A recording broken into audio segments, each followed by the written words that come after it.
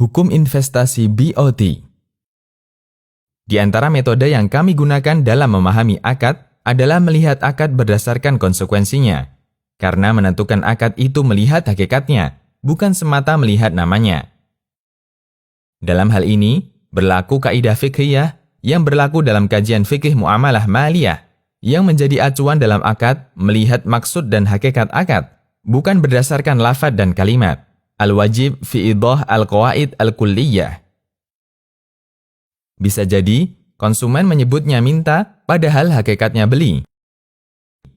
Bisa juga konsumen menyebutnya pinjam, tapi hakikatnya sewa. Semua itu melihat konsekuensi dan hakikat akad. Sebagai contoh, si A pinjam mobil ke si B untuk dipakai perjalanan dari Jakarta ke Bogor.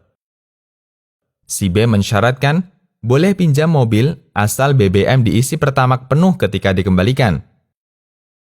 Padahal saat dibawa, BBM mobil di bawah garis merah.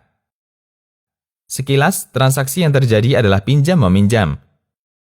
Namun yang benar tidak, karena pinjaman yang disyaratkan harus memberikan imbalan, yaitu iwad, statusnya sewa.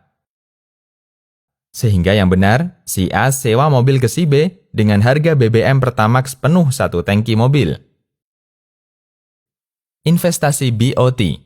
Ada 2 kemungkinan pendekatan untuk memahami akad seperti yang Anda ceritakan. 1. Akad yang terjadi adalah akad musyarakah.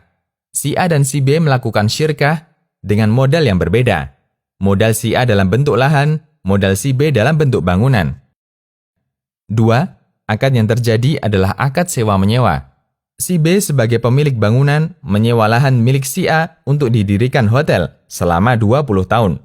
Dengan pembayaran dalam bentuk bangunan hotel di usia 20 tahun. Penjelasan.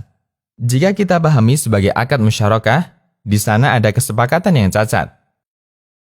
Karena dalam akad musyarakah, salah satu pihak tidak boleh menguasai hasil di rentang tertentu tanpa melibatkan pihak kedua.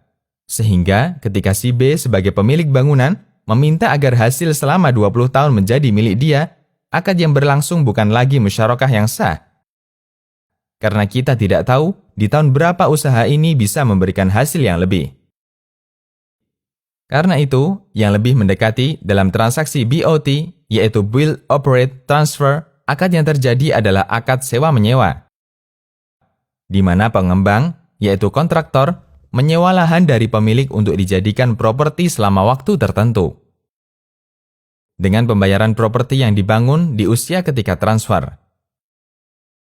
Dalam kasus di atas, si B menyewa lahan dari si A selama 20 tahun, dengan pembayaran berupa hotel di usia 20 tahun.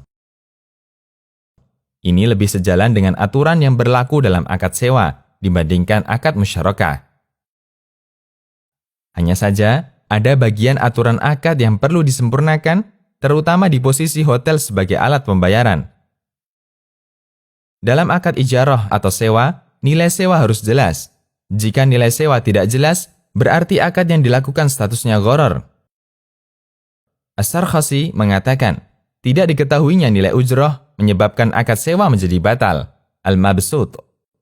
Sewa lahan di atas dibayar dengan hotel, sehingga kriteria hotel yang akan dijadikan alat pembayaran harus jelas. Terutama nilai hotel yang dimaksud di usia 20 tahun dalam kondisi normal. Mereka harus memiliki gambaran, semisal melalui informasi dari appraisal. Ini semua dalam rangka menghindari gharar. Demikian, Allahu a'lam. Konsultasi Syariah.